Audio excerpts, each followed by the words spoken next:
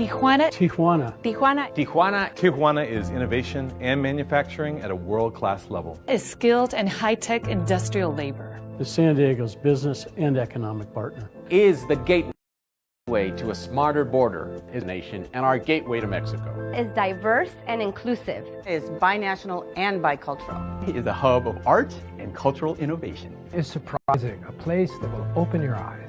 Is a treasure trove of wonderful food, beer, and wine. Is part of San Diego's binational community.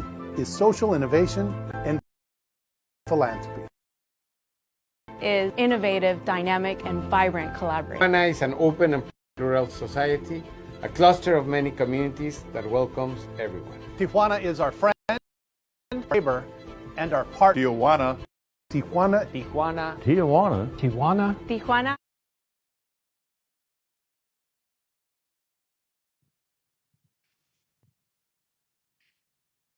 ¿Cómo están? Qué gusto saludarlas y saludarlos en este jueves 10 de agosto en nuestra temporada A Tiempo y Bien.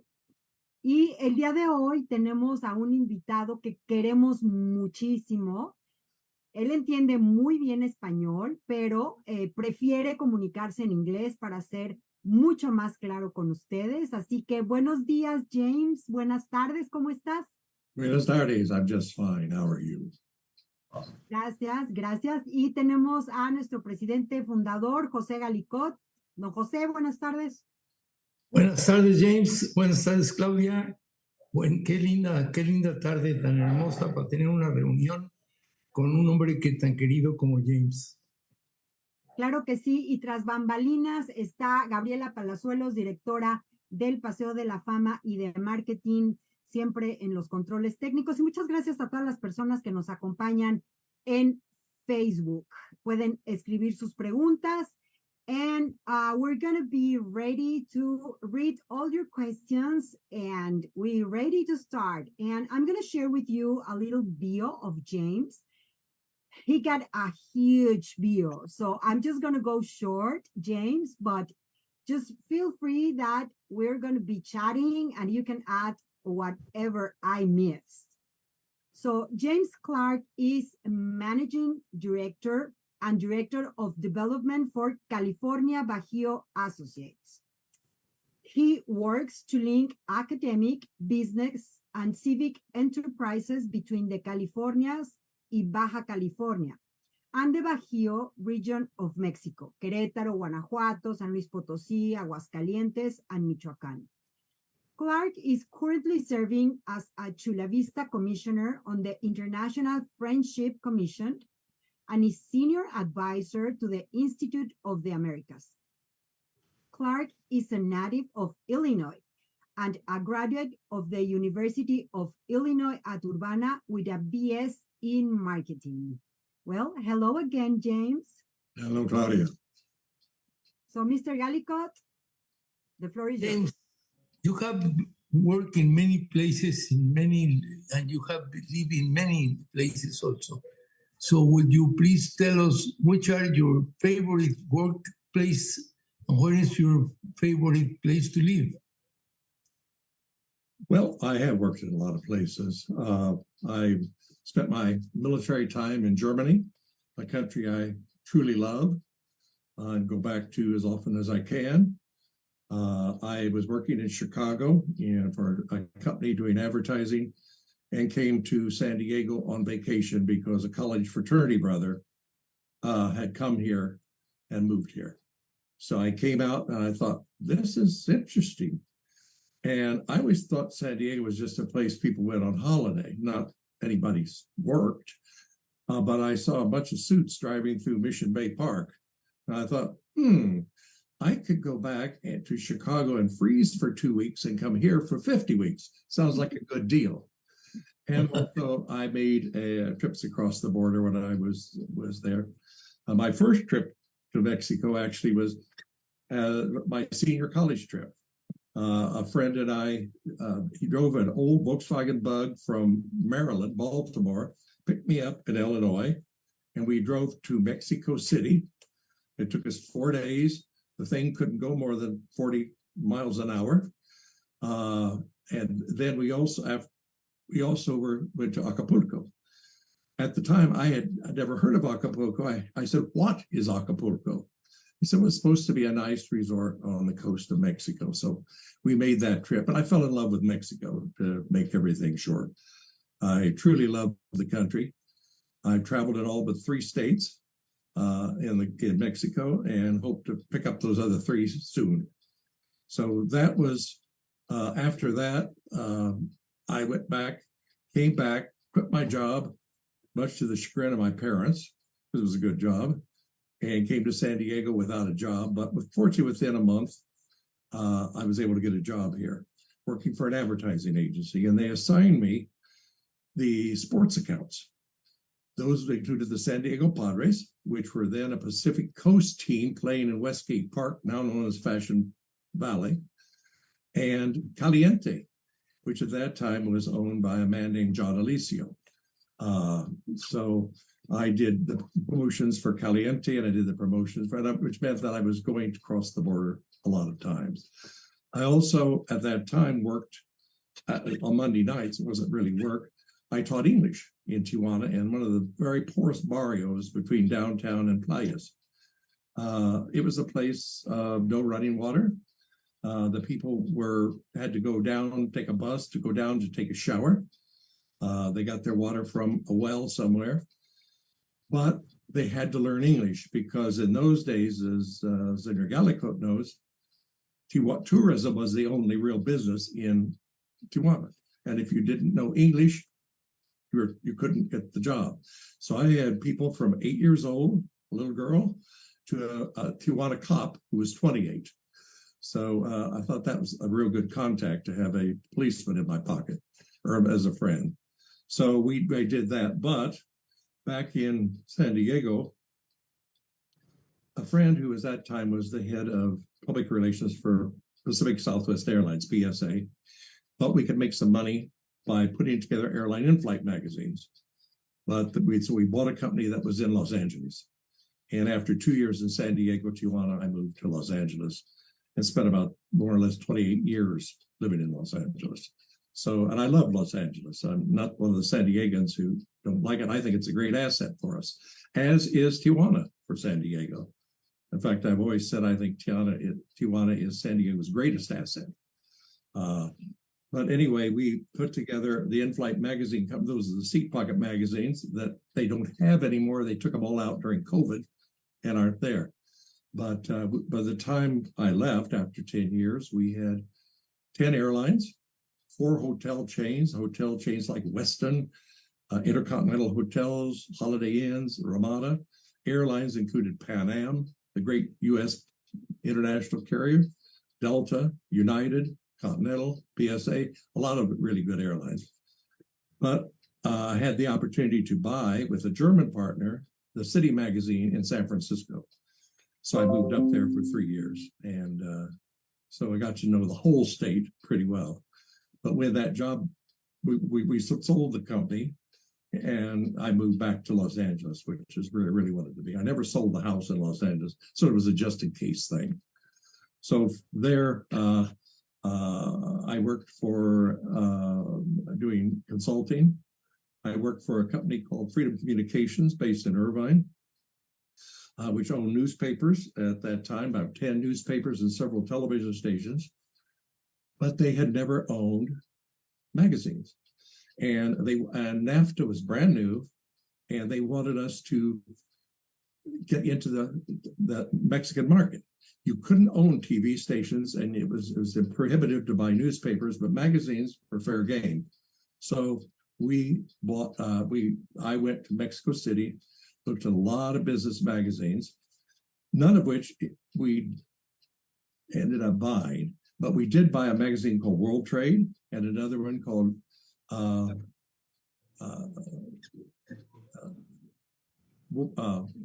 the Trade Magazine for all of the Americas. So that got me to know an awful lot more, and I met an awful lot of nice people in Mexico City at a very high level. We looked mostly in the medical field.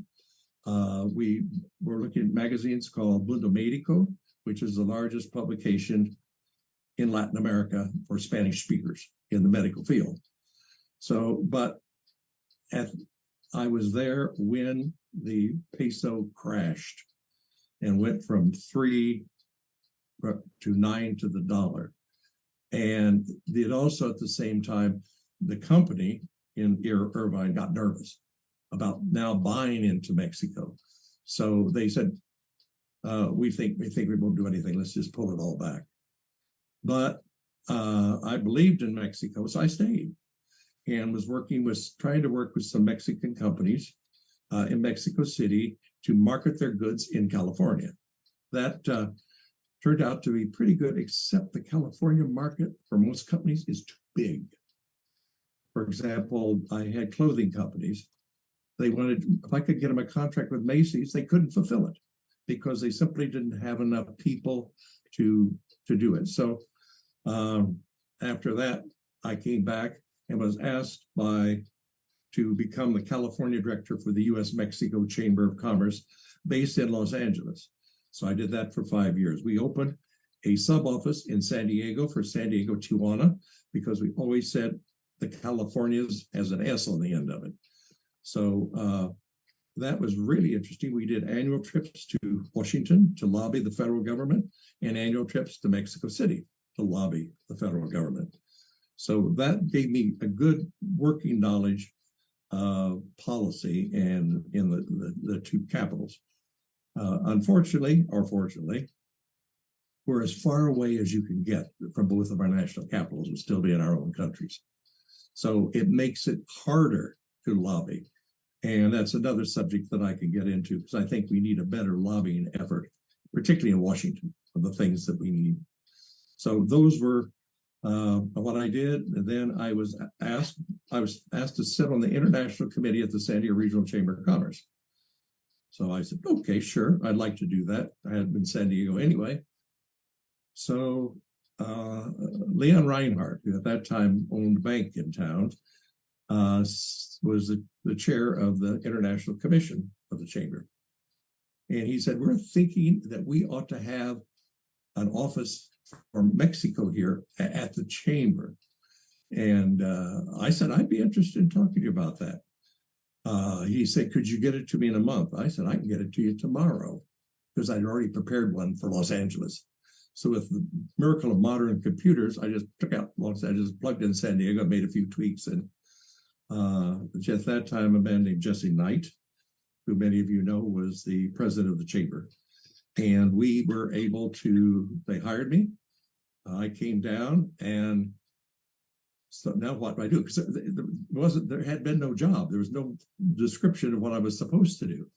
But it did say Mexico, so that's Tijuana. So I started going to things in Tijuana. That was in 2003. First time I would go down and anybody that would invite me to a meeting, I would go. And quite often the Tijuanense would say, well, he's come down, we'll never see him again. But the next month I was back. And then the next month I was back. And the next month I was back. And as Don Jose's, when you did the Wednesday meetings for Tijuana and Medora, I came every week. So people finally said, maybe this chamber thing working with us is for real. Maybe they really want a partnership with Tijuana. Maybe Tijuana is really important to San Diego. What San Diego hadn't noticed in the interim is Tijuana is bigger than San Diego in population. But so we did that, and I did that from 2003 to 2003 to 2014.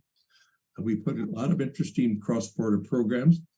We had our International Tribute Awards, which Don Jose remembers because he was the first binational citizen we ever honored, because we honored him for Tijuana in Medora. That also, we did a cross-border cultural awards. We did, for example, the San Diego Museum of Art at the same time as we did Secut.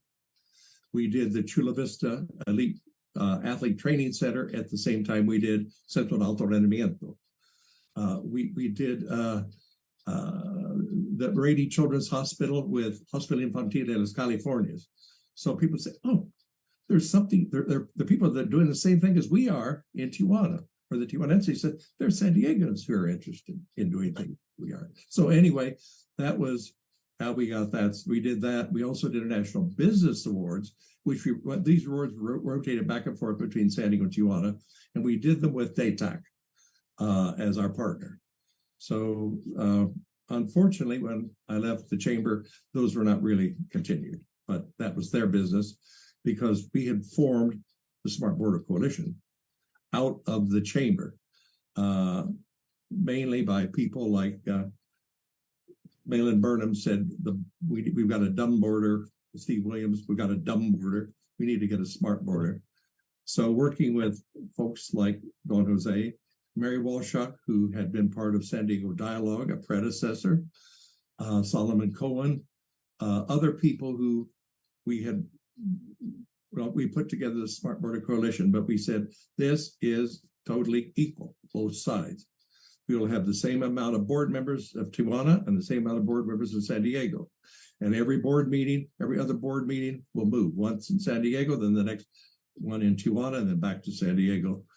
And we put together the Stakeholders Committee, which brought all of the business companies together, all the NGOs, non-government organizations. So, but by 2013, I had been doing a big North America conference, all three of the countries together. And the last thing I did with the chamber was the cross-border North American Competitive and Innovation Conference. We had the Secretaries of Commerce of the United States. We had the Secretary of Economia of Mexico. And we had the International Trade Minister of Canada. We had 400 people here in San Diego. And but every panel for every subject had a Canadian, a Mexican, and an American on it. So we've worked very hard to be North American inclusive, as well as we are San Diego Tijuana inclusive. So but at that time, the board members, primarily I think the Tijuana board members, thought we should be independent. They didn't mind the chamber, but they thought we ought to be independent. So we moved to Liberty Station with me, and then we put together, strengthened the board with an awful lot of very familiar names on both sides of the border. So that's kind of how the Smart Border Coalition, which I ran until 2017, when I decided I'm pushing an 80, I should step down and let's new people take it over, which they have, and they've done it successfully. Gustavo de la Fuente followed me, and now he has been followed by Joaquin Luque as the binational director. And it's really good because both of them are very much binational citizens. Born in Mexico, lived in both sides, speak both languages fluently, which I wish I could speak better. But then I started doing consulting work with the Bajío and the Californias. I love the Bajío. I had family for 25 years in San Miguel Allende. So I was there a lot. So started working with them. We've done trade missions down there. We did a trade mission with the U.S.-Mexico Chamber of Commerce. We did a trade mission for mainly Mozart. We did a trade mission for the city of Chula Vista and the city of San Diego. Those are two of our other sister cities. San Diego has another sister city, León, Guanajuato, are down there. So I was doing that up until COVID. And COVID kind of killed almost everything, unfortunately. But that's kind of where we are today. Thank you for asking. Hope that was too long. When you get to my age, you have a lot of stuff you've done. So you live in San Diego in order to live close to Mexico? I live in Chula Vista to be even closer. Even closer. No, actually, it was a good place. I live in Rancho Del Rey in Chula Vista. And it's about equidistant between downtown and downtown. So I can be in either city in about 20 minutes on a good day.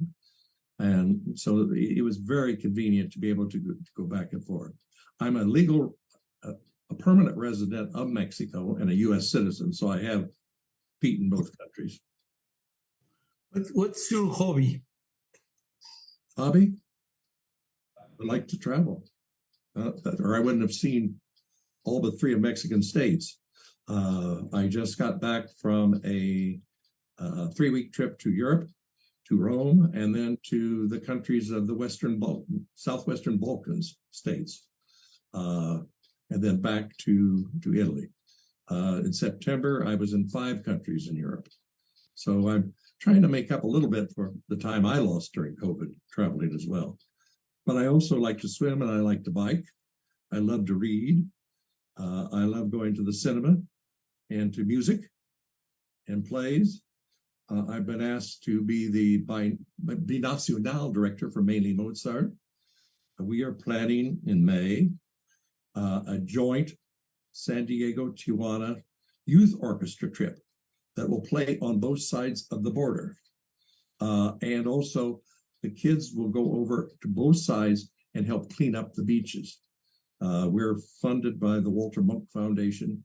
And Walter, as you know, was a Nobel Prize winner at Scripps Institute of Oceanography and was devoted to the clean oceans. And there's a lot of trash to be picked up.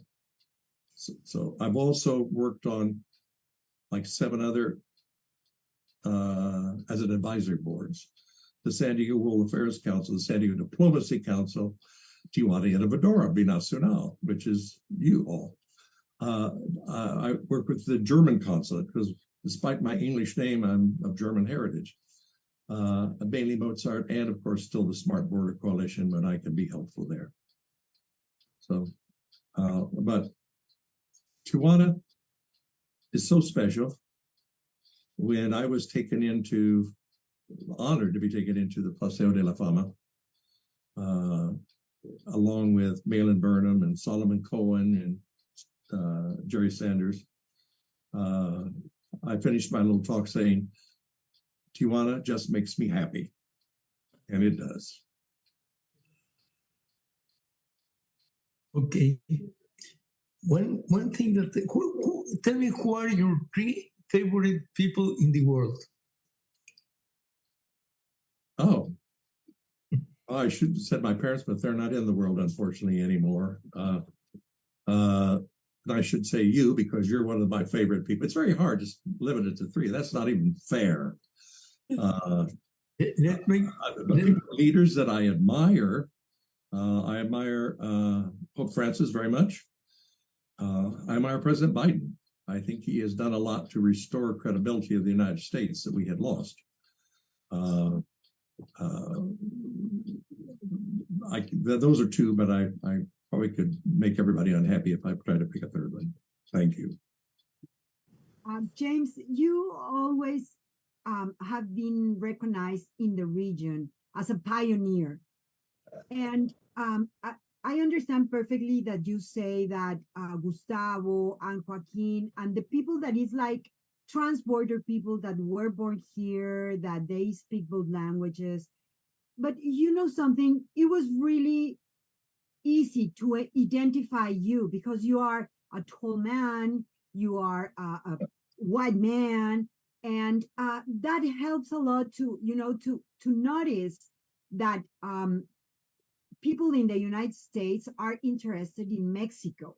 No, so that's a good point because most of the time it's people that live in the region, and we could be biased, because we are in the border. But you were coming from another state, from another culture, and then you just fall in love with the country and you want to work with the country. So my question is, what did you see when you start coming to Acapulco, to Mexico, to Tijuana? What did you see as an opportunity to make business between Mexico and the United States? Well, of course, manufacturing has become huge. Just 2 days ago, we got the report that Mexico now is, well, imports and exports, our #1 trading partner for the United States. It always has been for California, but has passed Canada and has passed China. They're now #2 and #3. That's been a big opportunity. Near sourcing has been very important, where if things are made in China or Vietnam or the Philippines, if you need to check on a business. You get on an airplane, probably at Los Angeles Airport, and as soon as you sit down, it's tomorrow. You've lost the whole day. Here, if you're particularly in San Diego, in 30 minutes, you can check on your business in Tijuana and go to meetings there. Makes a big difference. Or almost any place else. Through Tijuana International Airport, we have like 35 different destinations in Mexico that are open to us. It opens up the whole country for investment. It opens up for tourism. It opens the whole country up to know the culture, because the cultures, as you both well know, are very different in different parts of the country. The cuisine is very different in different parts of the country. Eva Longoria just did a CNN series on the cuisines of Mexico, which was excellent. She did Sonora, she did Veracruz, she did Mexico City, she did Oaxaca, et cetera, et cetera. I think those are what I saw in Mexico. The opportunities are endless. Real estate opportunities are endless for second homes in Mexico, particularly for San Diegans, but for a lot of people in the United States and Canada, it's cold here in the winter. In fact, it's too cold for me here in San Diego, Tijuana in the winter.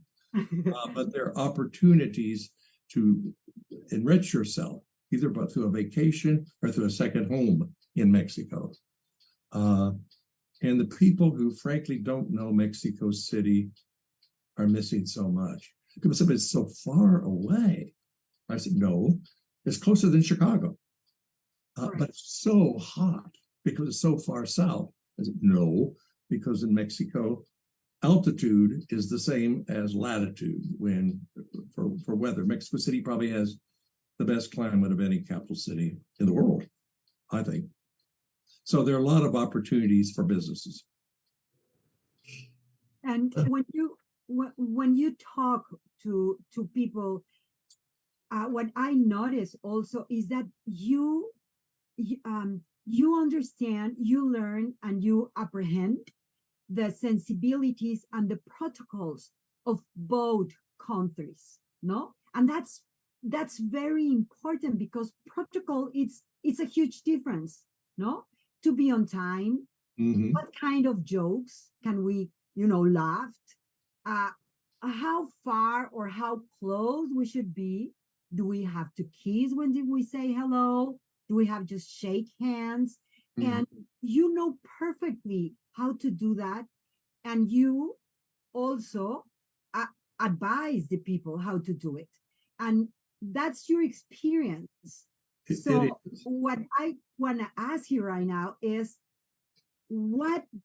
tell us a story that when you didn't know this, that you were trying to do business or to do a cultural program or something, that you didn't know the protocol. I had to learn it.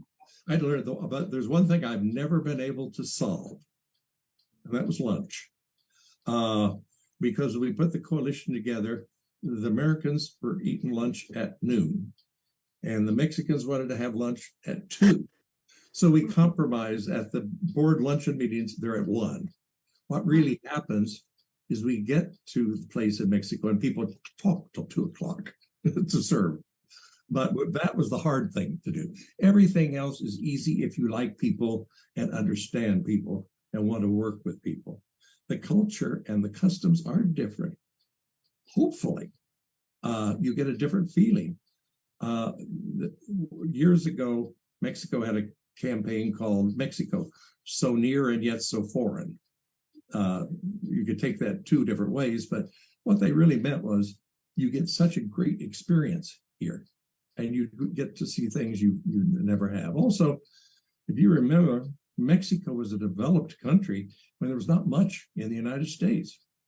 There was nothing really up here. There was barely anything in Baja California or California during the War of Independence, Mexicans' War of Independence. And I always say, our Independence Day isn't July 4th, it's September 16th, because that's when California got its independence from Spain. It's true. Actually, it's nice having 2 Independence Days. It's like Tijuana mothers like having two Mother's Day. Okay, May 10th, and then I want the American one too. That's true. And what about Halloween and Dia de los Muertos? No? Oh yeah. Celebrate Usually both. they're close enough together. Mm-hmm. But it's a different customs, and I think Americans are totally fascinated with Dia de los Muertos.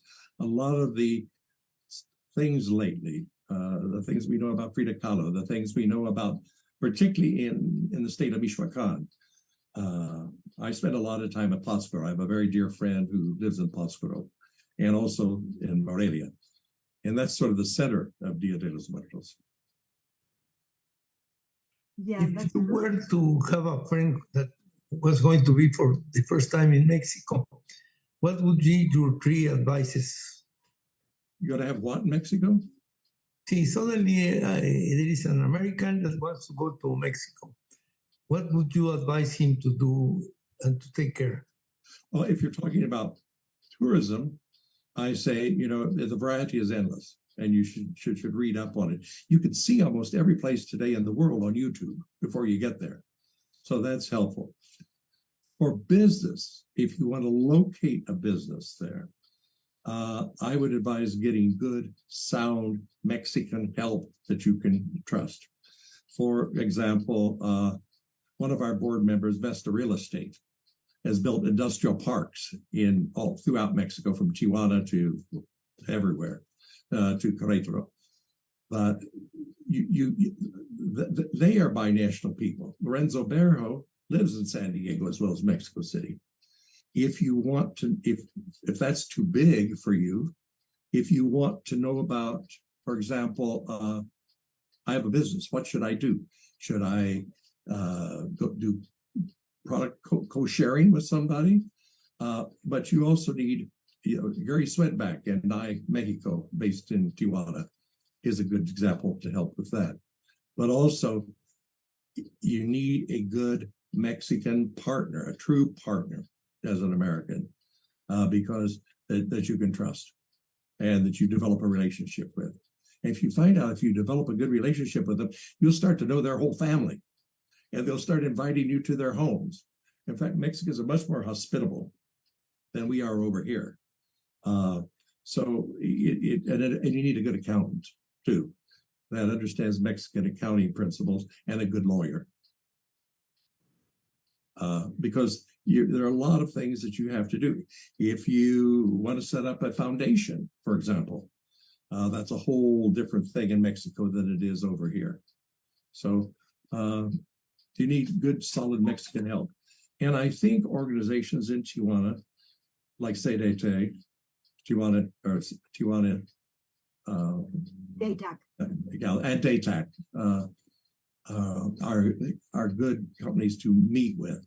I brought up some people with the German consul from the German embassy in Mexico City, and the German marketing director, to look at Baja California as a place for investment. We spent 3 days in February dodging rainstorms, particularly in the Valle de Guadalupe, but they loved it. It wasn't the best thing because they were trying to sell. They have a German product that can take moisture out of the air. There's moisture up there, and suck it out and pull it down into. And it was something that they thought the Valle de Guadalupe was perfect, because the air in Valle de Guadalupe comes right in off the ocean from Ensenada. So there are all sorts of different kinds of help you can get if you really want to do it, if you want to do it well. And I think people should see as much of Mexico as they can. There are a lot of places in Mexico that I visited and loved, but I don't need to go back. There are other places I go back every year. So you also advise in economics, in investment, but also you do that on the cultural area. You are you love art and culture, and I know that you have been trying to do networking between Mexicans that are dedicated to art and culture, and San Diegans. Tell us a little bit about this. Well, yeah, I mean, we've worked with, as you remember, the last Tijuana Evadora, we had the symphony and the Natural History Museum on a panel, a Tijuana Evadora panel, along with Pedro Ochoa, who was at the state cultural director at the time, and Javier Plasencia to talk about the different aspects of it. The only problem I had, there were so many organizations that wanted to get on that panel that I had to say, I can only take 2 of you San Diegans, and I only could take two Tuanense. But it was, they want to work together. The symphony likes to work on the Mexican side. They've done concerts on both sides. Individual artists have done concerts on both sides.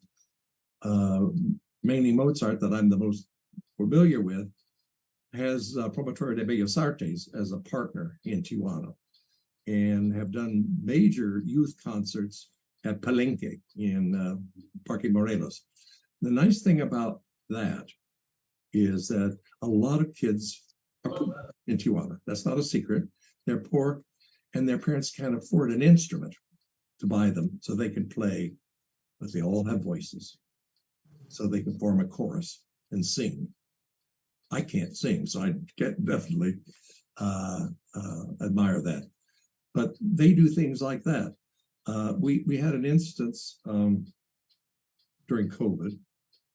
A lot of all the schools on both sides were closed, and so kids were working from home, like on their computers, except in the parts of Tijuana where the kids didn't have a computer.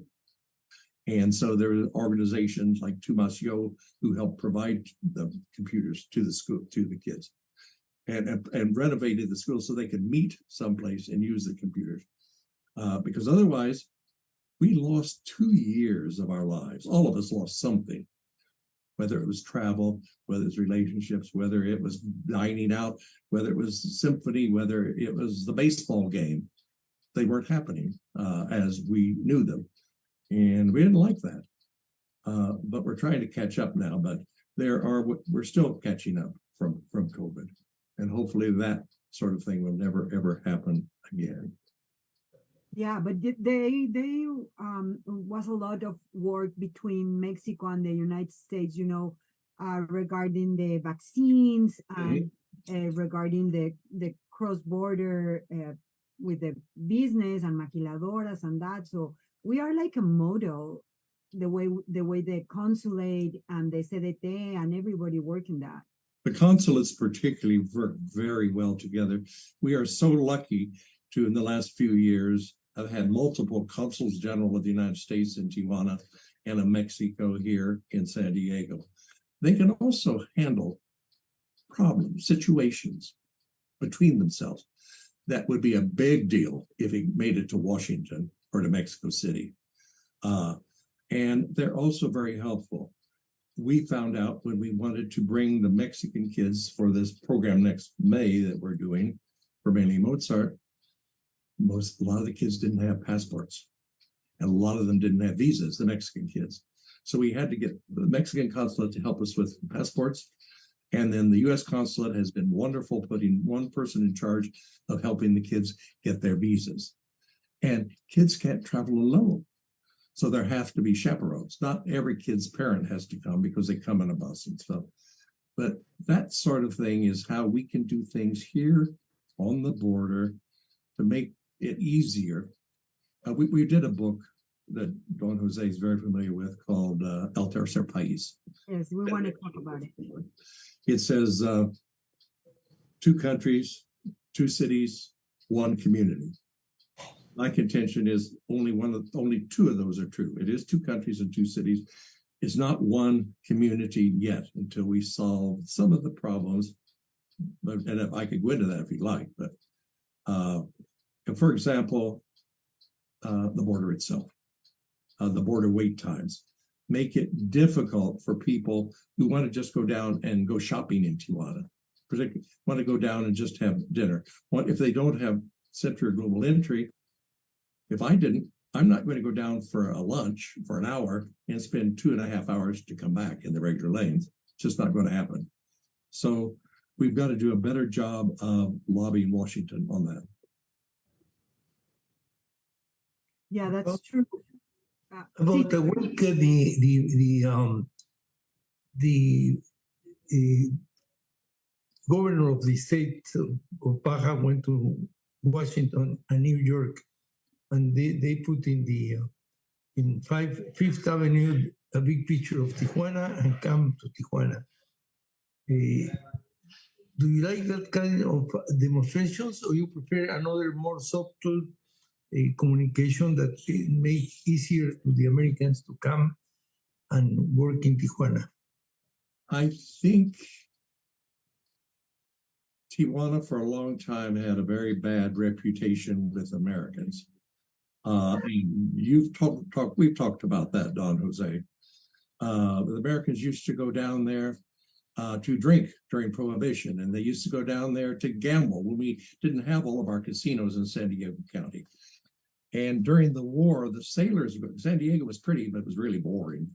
And so they would go to Tijuana to have fun.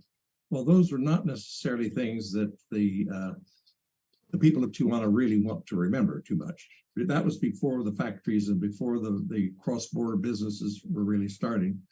So I think it takes a long time. I was asked to do, as Claudia was, 3 different lectures at Rancho La Puerta when I left. One just on Mexico. I lectured on the government, how the government is set up, on the presidency, on the states, on the culture, the role of women in Mexico, because most of the people who go to Rancho La Puerta are heavily women. They didn't realize that Mexican women didn't even get the vote till the 50s. And it changed everything. Now they had a they had a say. They had a say, and they started running for office. And now here we have a female governor and a female mayor. It's not unlikely we'll have a female president next in Mexico. That hadn't happened over here. So I did that, and then I did another one on retirement communities in Mexico, whether it's here in Baja California or whether it's farther down in the country. And then I did one that Don Jose helped me with on Tijuana itself. Because we went through the Tijuana of today isn't the Tijuana that you think it is. Because we talked about all the companies that are based in Tijuana. One of the problems, I think, of knowledge is that most of the big name companies are foreign names. People don't know Toyota is in Tijuana, that Hyundai is in Tijuana, that Welch Allen is in Tijuana, and goes on and on and on to all the Panasonic is in Tijuana, that Plantronics is in Tijuana, that Foxconn is in Tijuana. They simply don't know that. They don't know the power of the amount of business that just crosses our border from Tijuana. I live just by the 805, and I was driving back today. The thing was clogged with the big trucks going to Tijuana and going up the big trucks coming out. I don't know how you do that really in New York. New Yorkers have a very short attention span, and they don't believe life exists west of the Hudson anyway.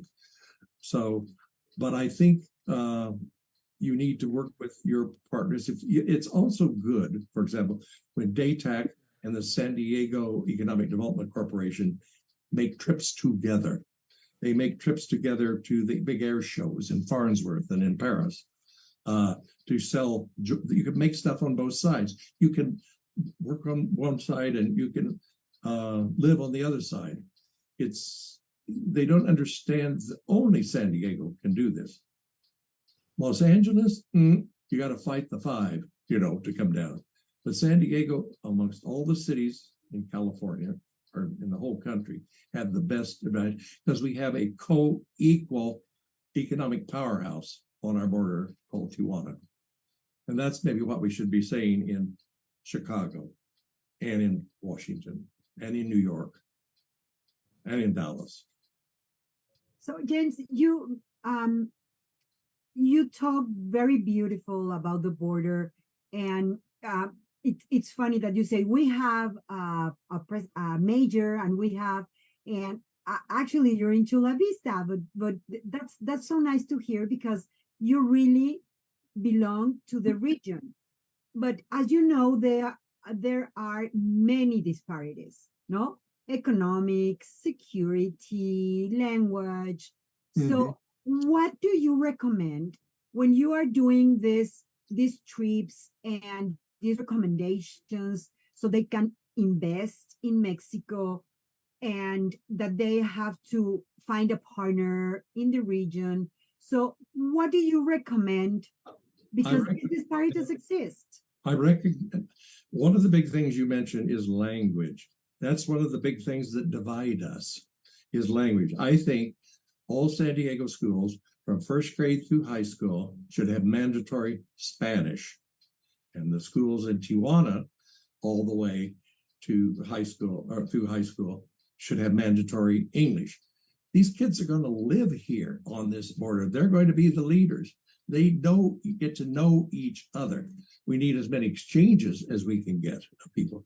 But I think language is a real key that has part of the problems with, of course, Tijuana is migrants from other parts of Mexico. The longtime Tijuanense pretty well speak English because they've been doing it since they were kids.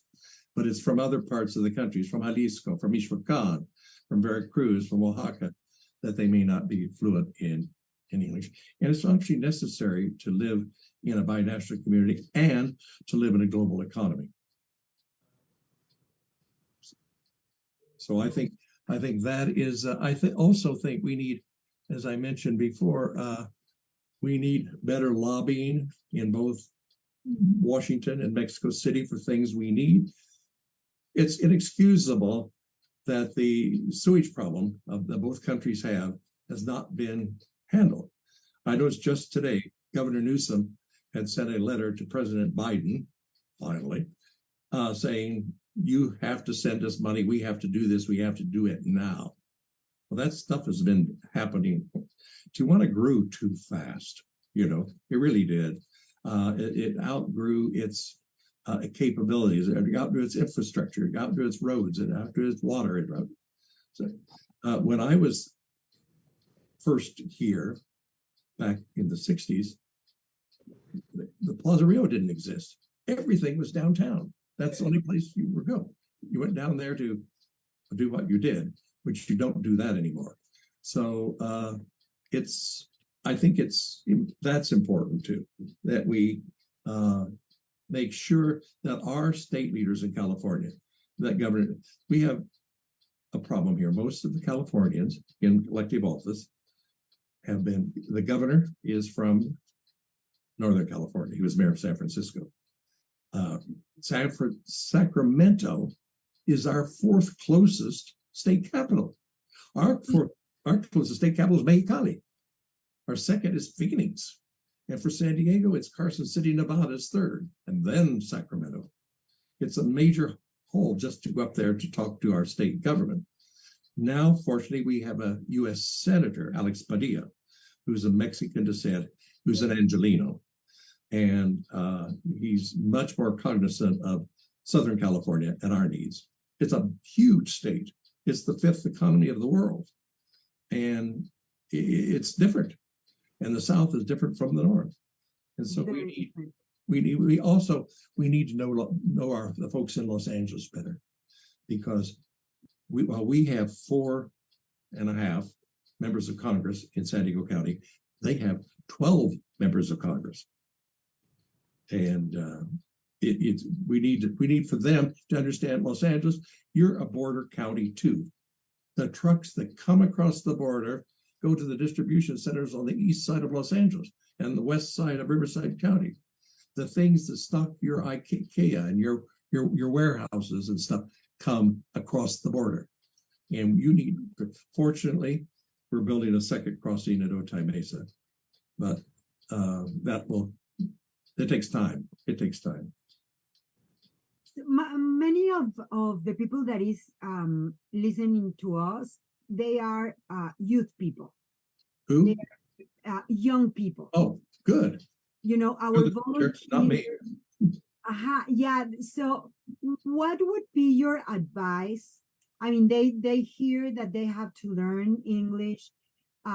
They have to do exchanges every time that they can, look for exchanges. What would be your main advice for these young people that it's getting into the economic system? Well, I think cross the border, no matter which side you're on, as frequently as you can. Go to school if you can on the other side. Learn both languages. You're going to need both.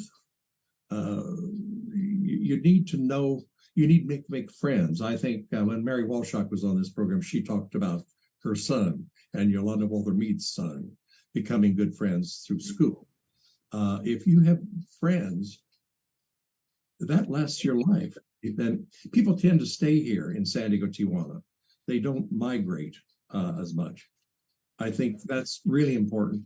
It's important also maybe to get degrees in international business, not just an MBA, but an MBA in international business.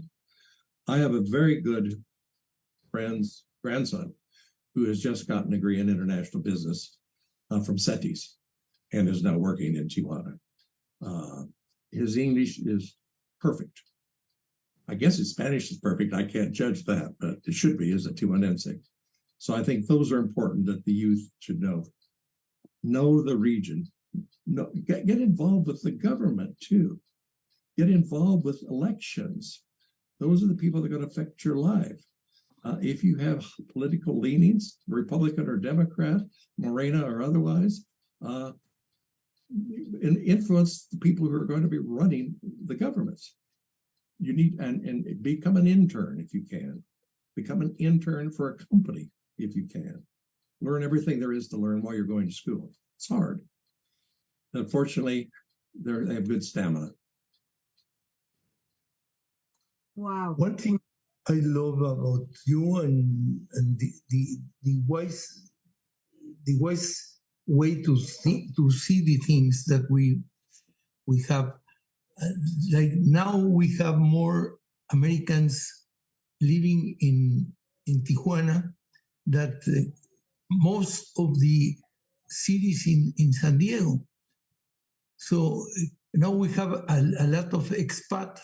Now we have every day we have more and more communication. We discover in the pandemic that 140,000 people came legally every day to Tijuana to work because they were sleeping in San Diego. What do you think about the things that are changing so fast and becoming closer, as I told you? Well, the cost of housing in San Diego is very high. That's pretty well known. It's less in Tijuana, and a lot of people have moved to Tijuana for that reason. I caution those Americans not to drive up prices so that there's a resentment from the locals, because you can do that. But also they're prime people that they should, one other thing that we need here, I would say, you can't really be effective going across the border if you don't have global entry or sentry, because you have to be able to cross in 15 or 20 minutes, not 2 hours. So I agree with everybody should apply for it. These kids should apply for it. But we also need to lobby Washington together to have an ombudsman here. If you're denied, they just say, oh, you're denied. End of story. And you've just lost your money. We have to go to Washington and lobby to make sure that we have someone here who can meet with you or me or Claudia if you have a situation. Because that is the key. Quick border crossing. I wouldn't move to Tijuana if it took me 2 hours to go to work every day. Actually, in the late afternoon, it's pretty busy going back too. True. Yeah, that's true. That's true. And I used to go a lot of times to Xolos games before they had lights at the stadium, and they were on Sunday afternoon. They built the lights now as the stadium got bigger. Now they're at Friday at 7 o'clock. Awful because of the traffic of Friday. It's awful because of the people going down to Baja California. The people just going down. And so what I would do is I go down, have lunch, go down at 1 o'clock or 2 o'clock and just stay there if I want to go to a game. Yeah, that's the best thing. It's almost impossible to go on Friday. Oh, yeah. It's crazy. No, it's very hard, very hard. And I know people here that come to see me, and they can I wait, or can we have a drink? Can we get a bite to eat? And I'll go down at 7:30 if they're going back to Tijuana. So James, I'm sorry, my Facebook friends. I just can't believe it. It's already the hour has gone. And we can talk all the time with James. We have so much to learn from him. We're so lucky enough to see him very often. And he always shares different stories that I would love to share with you, but we're going to invite him again. And I'm going to write down all the stories that he shared so he can remember and share with you guys, because he is amazing. Gracias, Margarita Tremari, por estar aquí, y un programa de radio, ¿verdad? Es lo que decimos. Gaby Palazuelos ya nos está ayudando a convertir estos webinars en podcast para que ustedes los puedan estar escuchando. Well, Mr. Gallicott, could you close the program and ask James for his last words? James, it's always nice to hear from you, and it's a pleasure. And you are really somebody to learn from.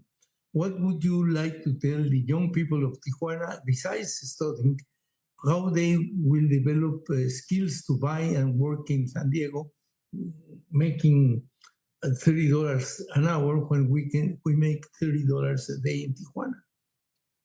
I think learn as much as you can, come across as much as you can, study on this site if you can. Not all of them can afford to study on this site. So I think to make friends on this side, so you'll have friends that go to your wedding, that will go to your baptism, they'll go to your quinceaneras, that will, you'll find that most people on this side love the Mexican culture, and they sure like Mexican food. Thank you very much. Muchas gracias, señor Gallicott. Muchas gracias a todas las personas que nos acompañaron en el Facebook, y gracias, Gaby Palazuelos, como siempre, en las cuestiones técnicas. James, thank you very much for being with us today, y nos vemos la siguiente semana. Vamos a tener a Pepe Larroque, al licenciado José Larroque, que nos va a platicar sobre la práctica del derecho y asuntos regulatorios en la región. Nos vemos el siguiente jueves aquí a las 6 de la tarde en A Tiempo y Bien. Gracias. Thank you very much for being today. Auf Wiedersehen. Dankeschön. Tijuana. Tijuana. Tijuana. Tijuana. Tijuana is innovation and manufacturing at a world-class level. Is skilled and high-tech industrial labor. Is San Diego's business and economic partner. Is the gateway to a smarter border. Is a dynamic destination and our gateway to Mexico. Is diverse and inclusive. Is binational and bicultural. Is a hub of art and cultural innovation. Is surprising, a place that will open your eyes. Is a treasure trove of wonderful food, beer, and wine. Is part of San Diego's binational community. Is social innovation and philanthropy. Is San Diego's innovative, dynamic, and vibrant collaborator. Tijuana is an open and plural society, a cluster of many communities that welcomes everyone. Tijuana is our friend, our neighbor, and our partner. Tijuana. Tijuana. Tijuana. Tijuana. Tijuana. Tijuana. Tijuana. Tijuana. Tijuana. Tijuana. Tijuana is the future.